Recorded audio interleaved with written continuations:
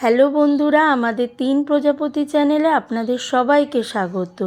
আমি চন্দ্রমল্লিকার মাদার গাছের ডাল কেটে একটাতে শুধু বালি আর অন্যটায় বালির মধ্যে একটু মাটি মিশিয়ে নিয়েছিলাম।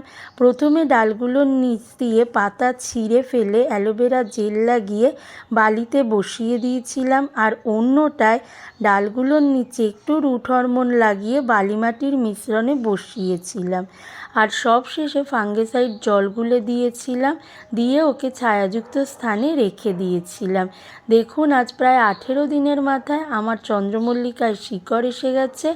আমি ওকে এখন প্লেন মাটি বালির মিশ্রণে একটা ছোট্ট টবে বসিয়ে রাখবো। ওর আরও শিকড় ছাড়লে ওকে পটিং করব। খুব সহজ, ভীষণ সোজা। আমাদের এই ভিডিওটা দেখলে আপনারাও এইবারের শীতে চন্দ্রমল্লিকার চারা নিজেরাই বানিয়ে ফেলতে পারবেন। 2026-এর এটা আমাদের প্রথম চন্দ্রমল্লিকা চারা। তাহলে আজ এই পর্যন্তই। সবাই খুব ভালো থাকবেন।